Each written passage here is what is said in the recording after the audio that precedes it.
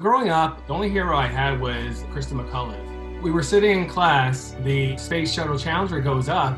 We had this feeling of such exhilaration, and within 73 seconds, everything had changed. And I knew at that point that I had wanted to become a teacher.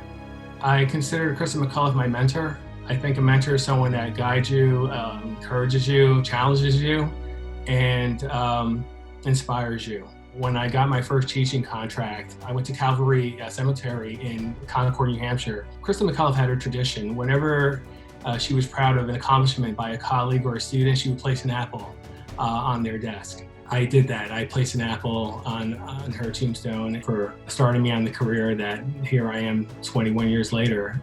Working in a community that is high proportionate of students are from a Latinx background, and it's important that they see models within their community. I feel honored that they have given me as much as I've given them.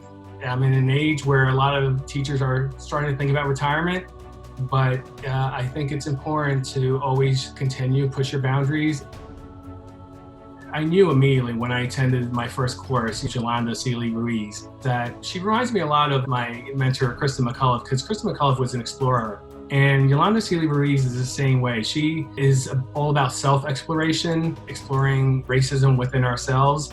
It was a little bit passing of the guard from Christa McAuliffe to Yolanda Seeley Ruiz. This wasn't just a place of taking courses for me. This was home.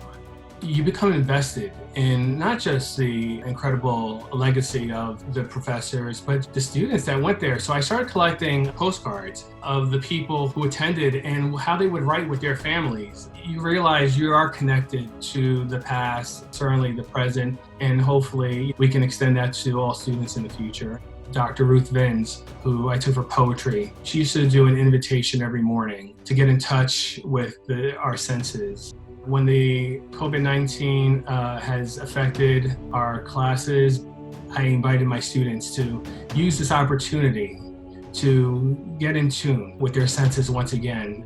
I never saw myself as a poet until I went to Teachers College. Just saw for the first time life through the eyes of a poet. I went from never wanting to teach poetry to realize that poetry wasn't just a skill, it was a way of life.